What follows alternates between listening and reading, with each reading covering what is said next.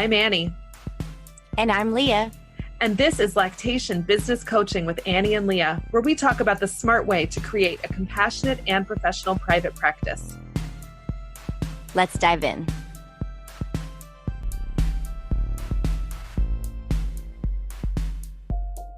Well, hey there, Leah.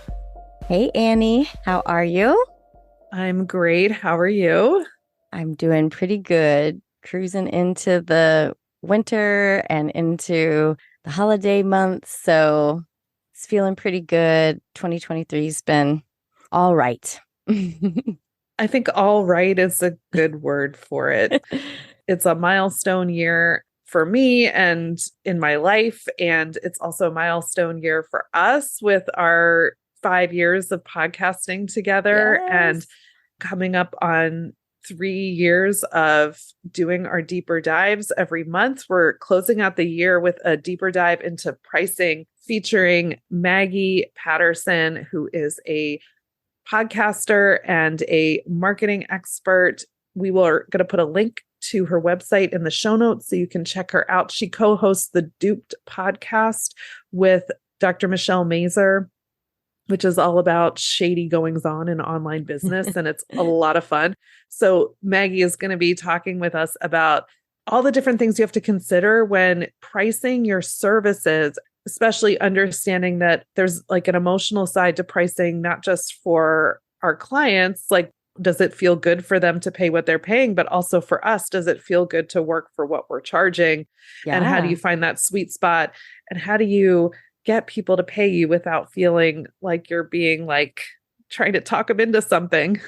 Yes. And we've talked about this before, I think, because both you and I came starting in the world of like breastfeeding, lactation support, all of these things in the volunteer role. And it was so hard in the beginning to ask for any money, and certainly we've developed a better skill in that, but it is so important to consider like the emotional aspects of it, but then also like trying to be really open to pricing and pricing changes over time, because I think that's the hardest thing for me sometimes is like, when should I change my prices? Because like inflation and things are costing me more. So like, when do I start turning around and charging that more to my client and stuff like that? Like, that's so hard to work through. And so I am super excited to hear from her and hear the advice, because I have tried to do some searching online and it gets a little weird out there. Like, people have a lot of different philosophies out there, and some of it is like, that does not feel good to me, So I can't wait to hear what she has to say about it. I'm super excited about that.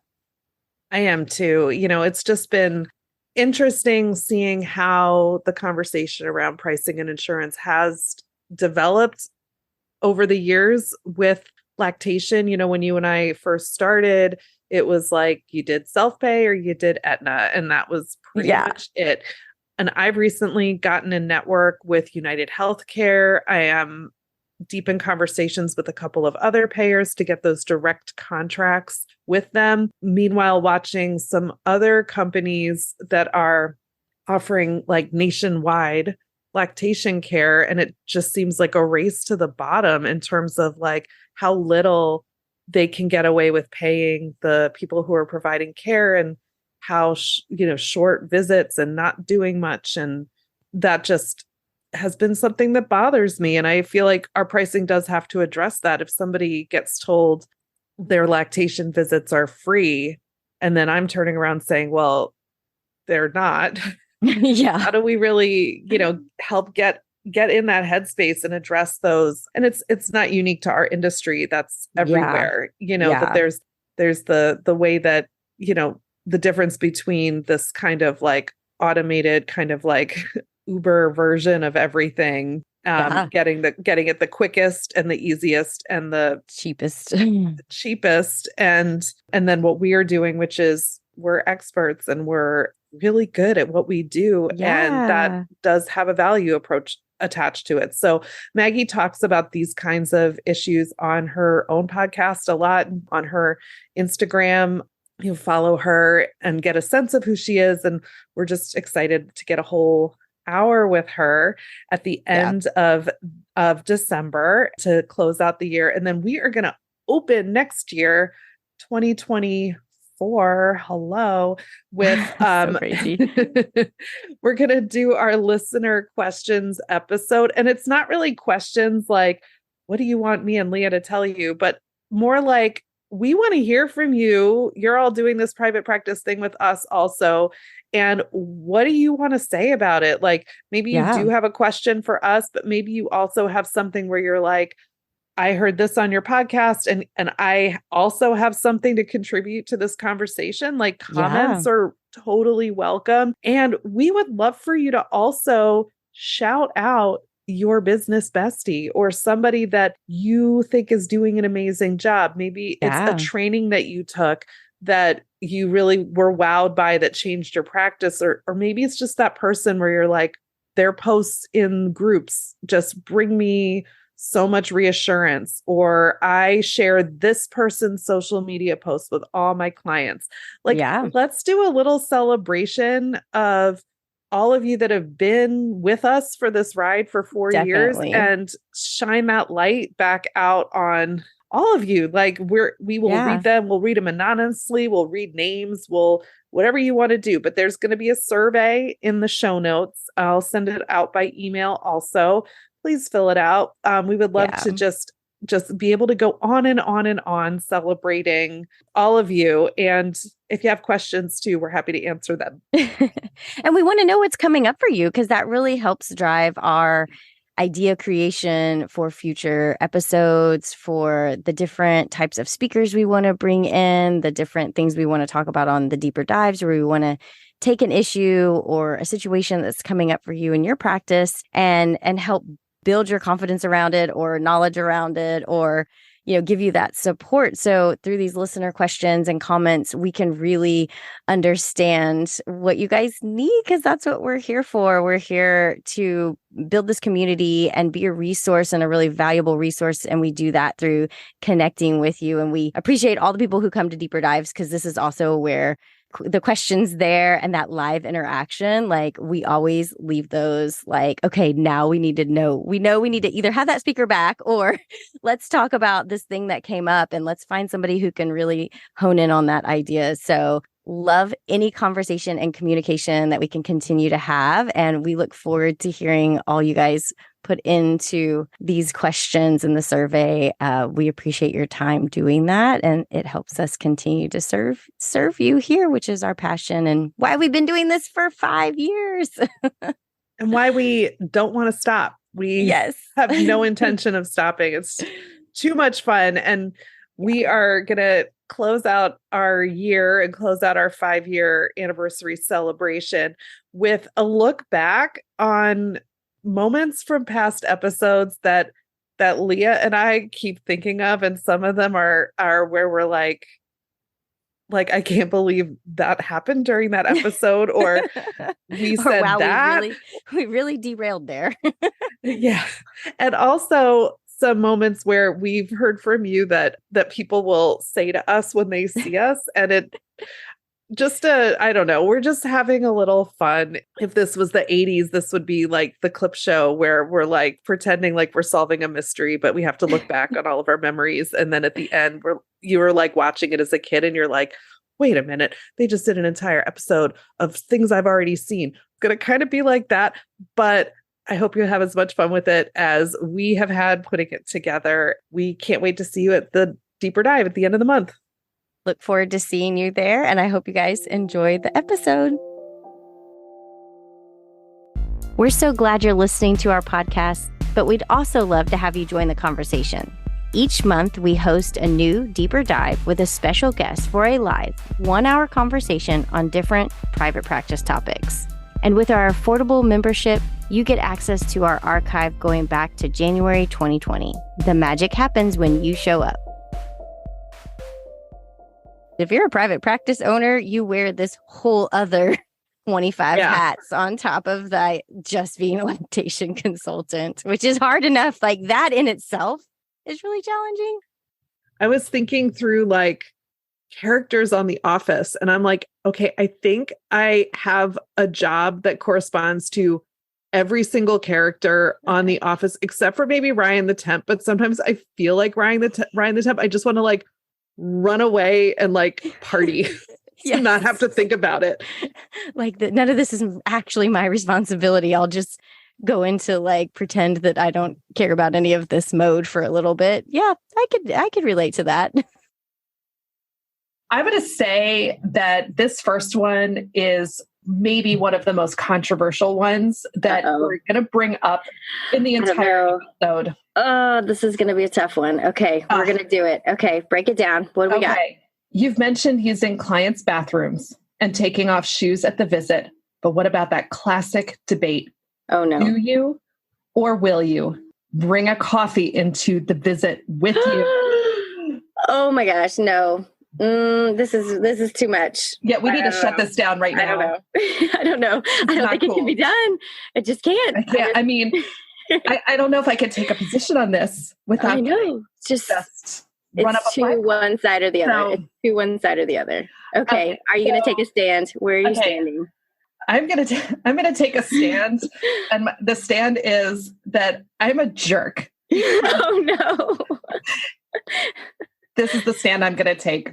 I like to think of myself as this very considerate person. Like I'm gonna take my shoes off so I don't bring like dog poop into your house from the dirty streets of New York City. But I can't even tell you the number of times I have stopped for iced coffee at a coffee shop on the way because my client is early in the morning and I'm tired and I'm a coffee person. Brought it into the consult. And then when the consult's over, I've left it there. Oh no. Like for them to clean up. Oh no. Now I'm evolved. I really was like, after like doing it more times than I would like to admit, I'm very mindful of it now. And I will say this, while I've left my trash, that's what it is. I've left my trash behind for my clients because of my coffee obsession. I do also carry breath mints. And if I'm drinking coffee before I leave it close, I pop a breath mint because coffee breath is so What important. About you? What's your stance on coffee? I don't bring anything, water or coffee, into visits. Oh, I just never have, probably because I'm the worst about leaving stuff behind. And I know 100% I would do that. And so I don't bring anything in with me for me. But on this note, I think we talked about it in one of the episodes, like if a family member offers you a coffee or drink of water. I have had, speaking of coffee, a few clients who have this super fancy, like cappuccino making espresso mega machine, and they're like super into coffee. And I have had some of the best coffee of my life in these families' homes. So if someone, not the parents, offer me one of these fancy coffees, I will drink it there. But I have not brought in my own coffee for sure. And I'm really bad about, I know a lot of people bring water. I've seen that like on the message boards and stuff, like bringing a water bottle in your bag or something like that. I don't even do that. It probably would be super helpful and good for me, but I don't even do that. I don't do that either. I bring coffee in, but not water. But I think that's such a good question though. What I think future Annie wants is a day off. And so to give future Annie a day off, I just work all the time. I'm like, oh, I don't have anything to do right now. Let me just catch up on stuff. Because at some point in the future, Annie's going to take a day off. But future Annie never does take a day off. Yeah. Because is always something to do. There's like that, I forget, there's some like name for it, but like work will always expand to fill the container that you give it. And I give work too much of a container. Like it's my identity. I also have like the dopamine rush from working, like whatever. And then we were watching off those little tasks. Yeah.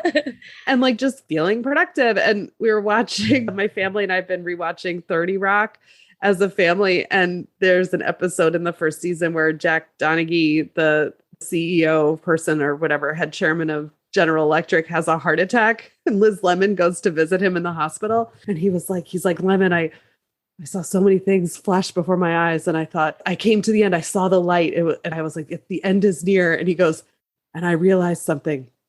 I should have worked more. Oh no.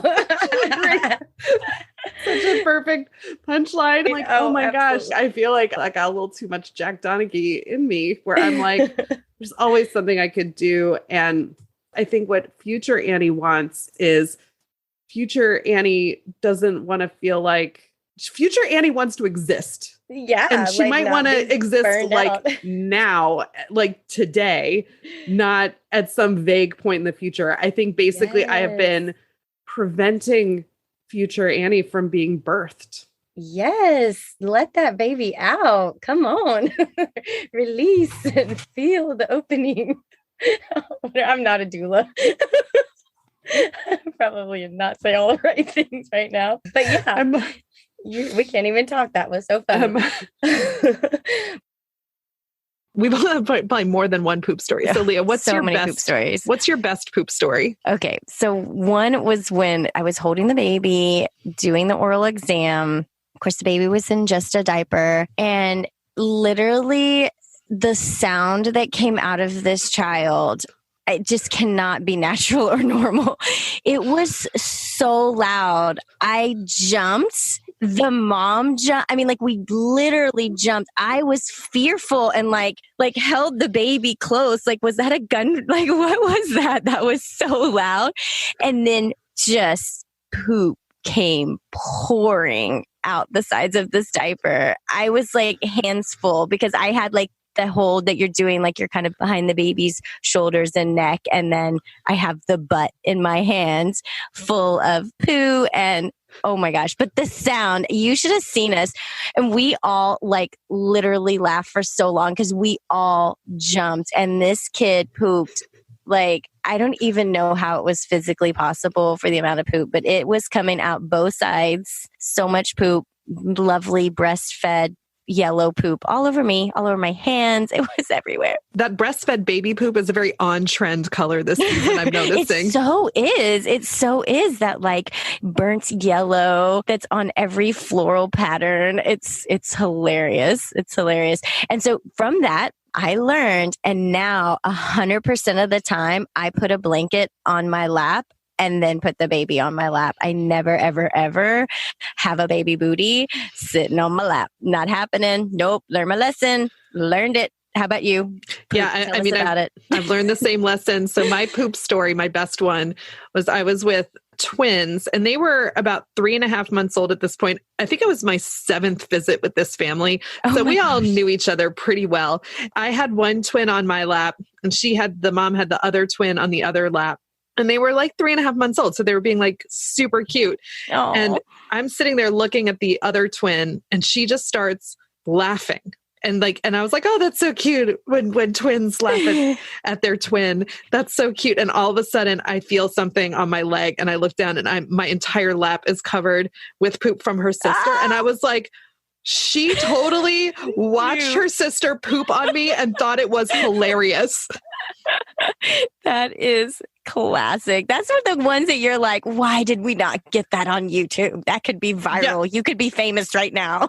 I know. That is so funny. So cute and so gross. And this baby had clothes on.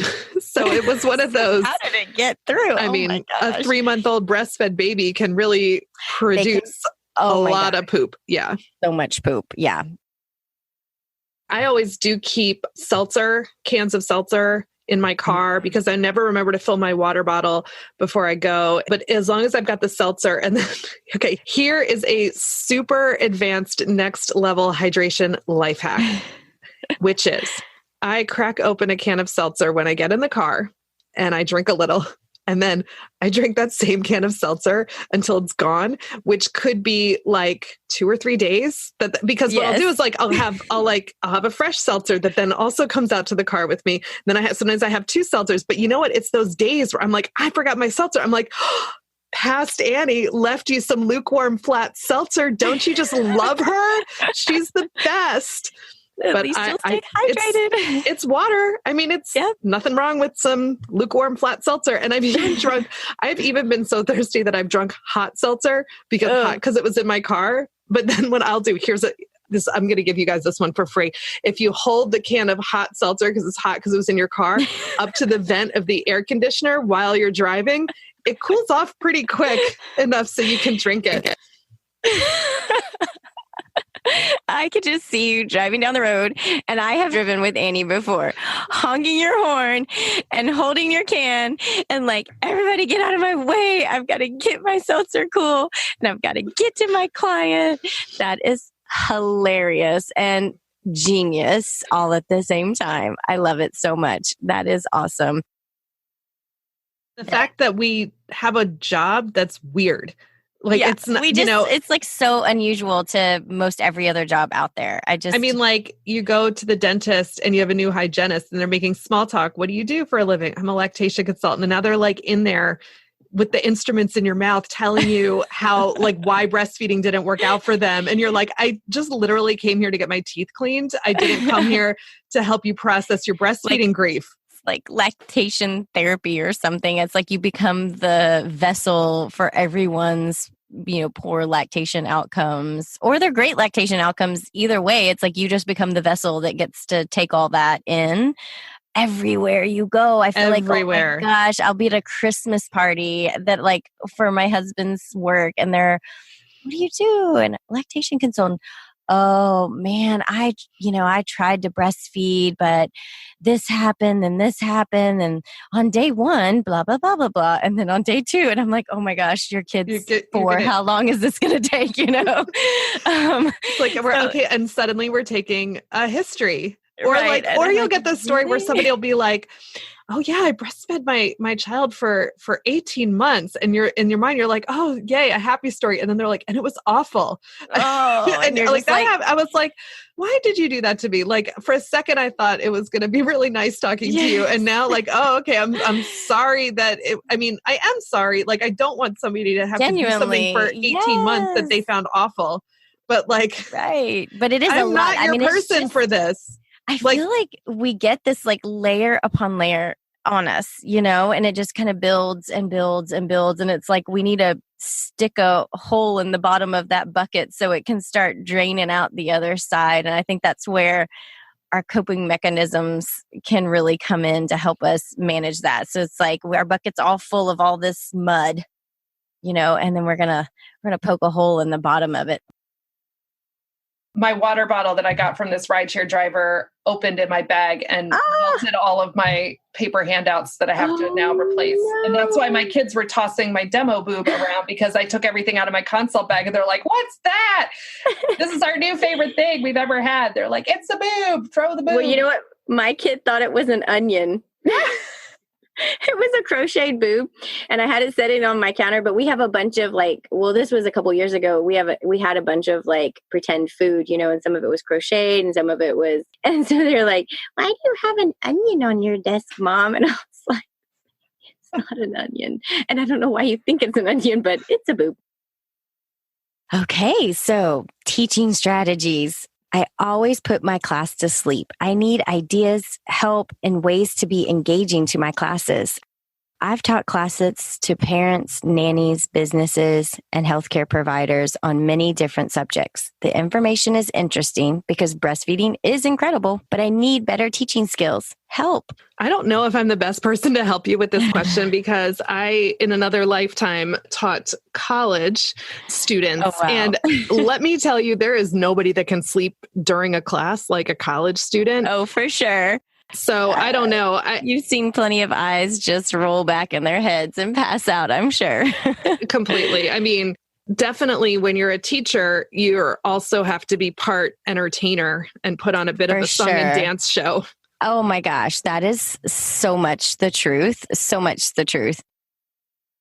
I have definitely bought into this idea that rest is something that I have to earn, not something that is a basic right or need human, as essential as human need, breathing, eating, and rest. And I'm kind of like, I can do without that. And it's this idea though, that there is a place in the future where I will be able to rest, but it's after I get all of this stuff done. Exactly. I feel that same way. I'm like, oh, it's coming, but I can just keep pushing because someday I'll retire and then I'll start resting.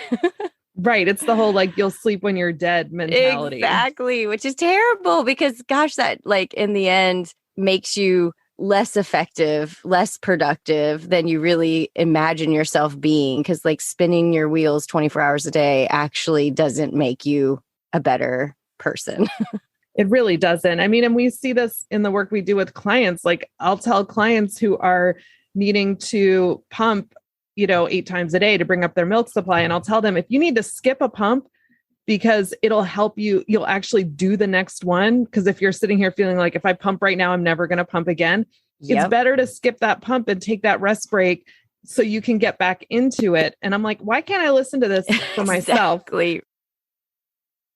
If you feel like you might want therapy, just get therapy. Like it's like there's no harm in getting it. And even having the feeling that it might be helpful to you is probably a sign that it will be. But we also know that there are things that we're struggling with that aren't at the level that require a therapist, actual therapy, but require different kinds of support. So, Leah, why is this work so hard? I think we have so many layers of challenges in the work that we do. We have the clinical layer, there's a lot of pressure on us to have such a vast array of clinical knowledge. I feel like that's a huge burden on us, and everything's always changing. Like I feel like, oh my gosh, I haven't read that article. I haven't read that study. Oh, I got to get caught up on who's doing what, when, where, and are the new classes I need to take. I just think there's this really huge burden to stay ahead of the game, to be on top of the game, to be a sought after IBCLC. You got to stay up with the times, So there's that layer. There's the layer of the really tough, hard things that we're doing in consults. We're working with people that are very vulnerable. They might have been through traumatic experiences that could be triggering to us, or it could just be really heavy and that's weighing us down. We're also giving the whole consult. I feel like sometimes I have to be so on, just giving my energy. And it's not like you have an unlimited well of energy to give. I mean, you and I both talked about like those days when you just come home and your family's like, how is work, honey? And you're like, I just need to crawl into bed for 1,000 years and not think about what we all just went through at that house. We need you to keep doing the amazing work that you're doing. And if we don't stop and place these boundaries and learn how to release the stress, then we get burned out and we don't do our great work anymore. So you guys keep taking care of yourselves and keep placing those boundaries and finding where you need that extra help. If you enjoyed today's episode, please share it with a friend and leave us a review. Be sure to hit that subscribe button so you never miss an episode.